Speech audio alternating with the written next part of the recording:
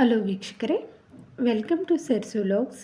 ಒಂದಲ್ಲ ಎರಡಲ್ಲ ನೂರಾರು ಪ್ರಯೋಜನಗಳನ್ನು ಹೊಂದಿರತಕ್ಕಂಥ 2 ಸ್ನ್ಯಾಕ್ ರೆಸಿಪಿಗಳೊಟ್ಟಿಗೆ ನಿಮ್ಮೊಂದಿಗೆ ಬಂದಿದ್ದೀನಿ. ನೋಡಿ, ಮನೆಯಲ್ಲಿ ವಯಸ್ಸಾದವರು ಇರ್ತಾರೆ, ಬಿ ಪಿ, ಶುಗರು, ಥೈರಾಯ್ಡು ಇರೋರು ಇರ್ತಾರೆ. ಅಂಥವರು ಮೈದಾಗಳಿಂದ ಮಾಡಿದ ತಿಂಡಿ ಆಗಲಿ, ಡೀಪ್ ಫ್ರೈಡ್ ಐಟಮ್ಸ್ ಆಗಲಿ ತಿಂದರೆ ಅವರ ಆರೋಗ್ಯಕ್ಕೆ ಒಳ್ಳೆಯದಲ್ಲ. ಇವತ್ತು ನಾನು ಮಾಡಿರ್ತಕ್ಕಂಥ ಈ ಸ್ನ್ಯಾಕ್ ರೆಸಿಪಿನ ಅವ್ರಿಗೆ ಕೊಟ್ಟರೆ ಅವರ ಆರೋಗ್ಯನೂ ಸಹ ತುಂಬ ಚೆನ್ನಾಗಿರುತ್ತೆ. ಮಕ್ಕಳಿಗಂತೂ ಇದು ಒಂದು ಒಳ್ಳೆಯ ಆಹಾರ ಅಂತ ಹೇಳ್ಬಹುದು. ಅದೇನಪ್ಪ ಅಂದರೆ ಅದು ತಾವರೆ ಬೀಜ. ಈ ತಾವರೆ ಬೀಜನ ಸೇವನೆ ಮಾಡೋದ್ರಿಂದ ಹೃದಯ ಆರೋಗ್ಯಕ್ಕೂ ತುಂಬ ಒಳ್ಳೆಯದು. ಸಕ್ಕರೆ ಕಾಯಿಲೆ ಇರೋರಿಗೆ ಇದನ್ನು ಸೇವನೆ ಮಾಡೋದ್ರಿಂದ ಸಕ್ಕರೆ ಮಟ್ಟ ಬೇಗ ಜಾಸ್ತಿ ಆಗೋದಿಲ್ಲ. ಇದನ್ನು ಹಾಗೆ ತಿಂದರೆ ಅಷ್ಟೊಂದು ಚೆನ್ನಾಗಿರಲ್ಲ, ತುಂಬ ಗಟ್ಟಿಯಾಗಿರುತ್ತೆ. ಅದಕ್ಕೆ ಇಲ್ಲಿ ನಾನು ಒಂದು ಕಡೆಯನ್ನು ಬಿಸಿ ಮಾಡಿಕೊಂಡು 1 ಸ್ಪೂನಷ್ಟು ತುಪ್ಪನ ಹಾಕ್ಕೊಂಡಿದ್ದೀನಿ. ಈ ತಾವರೆ ಬೀಜನ ತುಪ್ಪದಲ್ಲಿ ಸೇರಿಸ್ಕೊಂಡು ಚೆನ್ನಾಗಿ ಫ್ರೈ ಮಾಡ್ಕೋಬೇಕು. ಒಂದು 3-4 ನಿಮಿಷ ನೀಟಾಗಿ ಇದನ್ನು ಫ್ರೈ ಮಾಡ್ಕೋಬೇಕು. ನೋಡ್ತಾ ಇದ್ದೀರಲ್ವ, ಕೈಯಲ್ಲಿ ಈ ಥರ ಇದನ್ನು ಮುಟ್ಟಿದ್ರೆ ಈ ರೀತಿ ಪೀಸ್ ಹಾಕಬೇಕು. ಆವಾಗ ಇದು ಫ್ರೈ ಆಗಿರುತ್ತೆ.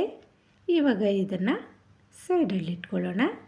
ಇವಾಗ ಮಕ್ಕಳಿಗೋಸ್ಕರ ಈ ರೀತಿ ಸಿಹಿಯಾಗಿ ಮಾಡಿಕೊಟ್ರೆ ಇದು ತುಂಬ ಚೆನ್ನಾಗಿರುತ್ತೆ.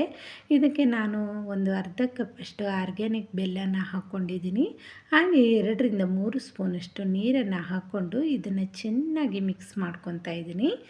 ಇದು ಜಾಸ್ತಿ ಪಾಕ ಬರೋ ಅವಶ್ಯಕತೆ ಏನಿರೋದಿಲ್ಲ. ಕೈಗೆ ಇದು ಅಂಟಬೇಕು, ಈ ಥರ ಗಮ್ ಥರ ಅಂಟಬೇಕು, ಅಷ್ಟು ಬಂದರೆ ಸಾಕು. ಇವಾಗ ಇದು ರೆಡಿಯಾಗಿದೆ. ಇದಕ್ಕೆ ನಾನು 1-2 ಸ್ಪೂನಷ್ಟು ಕರಿ ಎಳ್ಳನ್ನು ಹಾಕ್ಕೊತಾ ಇದ್ದೀನಿ. ಹಾಗೆ ಸ್ವಲ್ಪ ಸೂರ್ಯಕಾಂತಿ ಬೀಜ ಹಾಗೆ ಕುಂಬಳ ಬೀಜನ ಹಾಕ್ಕೊತಾ ಇದ್ದೀನಿ. ನಂತರ ಇದಕ್ಕೆ ನಾವು ಫ್ರೈ ಮಾಡಿ ಇಟ್ಕೊಂಡಿರ್ತಕ್ಕಂಥ ತಾವರೆ ಬೀಜನ ಹಾಕ್ಕೋಬೇಕು. ಇದನ್ನು ಚೆನ್ನಾಗಿ ಈ ಬೆಲ್ಲದಲ್ಲಿ ಮಿಕ್ಸ್ ಮಾಡ್ಕೋಬೇಕು. ಮೀಡಿಯಮ್ ಫ್ಲೇಮಲ್ಲಿ ಇಟ್ಕೊಂಡು ಇದನ್ನು ಚೆನ್ನಾಗಿ ಕಲಿಸ್ಕೊಂಡ್ರೆ ಇದು ಗಟ್ಟಿ ಆಗ್ತಾ ಬರುತ್ತೆ. ಬೆಲ್ಲ ಎಲ್ಲ ಈ ತಾವರೆ ಬೀಜಕ್ಕೆ ಚೆನ್ನಾಗಿ ಹಿಡಿಯುತ್ತೆ. ಮಕ್ಕಳಿಗಂತೂ ಇದು ತುಂಬ ಇಷ್ಟ ಆಗುತ್ತೆ. ಈ ರೀತಿ ಮಕ್ಕಳಿಗೆ ಸ್ನ್ಯಾಕ್ಸನ್ನು ಮಾಡಿಕೊಡಿ. ಇದನ್ನು ಒಂದು 2 ನಿಮಿಷ ಈ ರೀತಿ ಕಲಿಸ್ಕೊಂಡ್ರೆ ಇದು ರೆಡಿ ಆಗುತ್ತೆ. ಇದನ್ನು ತಣ್ಣಗಾಗೋಕ್ಕೆ ಬಿಟ್ಟಾದಮೇಲೆ ಬೀಜನ ಒಂದೊಂದಾಗಿ ಸಪ್ರೇಟ್ ಮಾಡ್ಕೋಬಹುದು.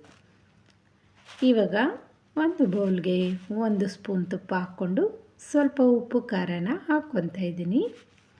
ಇದನ್ನು ಸ್ಪೂನಿಂದ ನೀಟಾಗಿ ಈ ರೀತಿ ಕಲಿಸ್ಕೋಬೇಕು.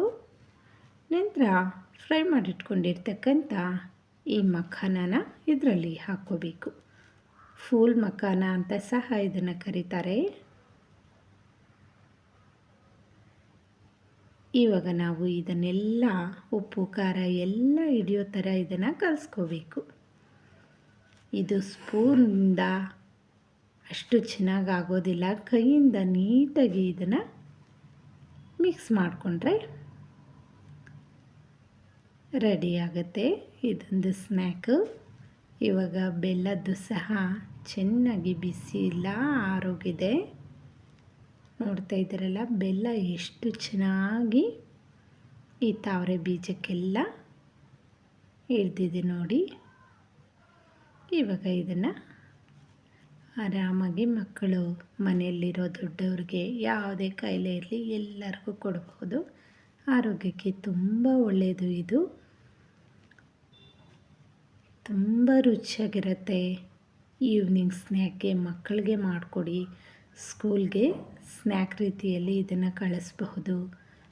ಮಕ್ಕಳಿಗೆ ಸ್ವೀಟು ಹಾಗೆ ಉಪ್ಪು ಖಾರ ಎರಡೂ ತುಂಬ ಇಷ್ಟ ಆಗುತ್ತೆ. ನನ್ನ ಮಗಳು ಈ ಥರ ಮಾಡಿಕೊಡ್ತೀನಿ ನೀನು ಬರ್ಕೋ ಅಂದರೆ ನೀಟಾಗಿ ಕೂತ್ಕೊಂಡು ಓದ್ಕೊತಾ ಇದ್ದಾಳೆ. ಎಲ್ಲ ರೆಡಿ ಆದಮೇಲೆ ಅವಳಿಗೆ ತಗೊಂಡೋಗಿ ಕೊಡ್ತಾಯಿದ್ದೀನಿ. ಅವಳಿಗಂತೂ ತುಂಬ ಇಷ್ಟ ಆಯಿತು. ನಾವು ಇದನ್ನು ದಿನಕ್ಕೆ 1 ಇಡಿಯಷ್ಟು ತಿಂದರೆ ಸಾಕಾಗುತ್ತೆ.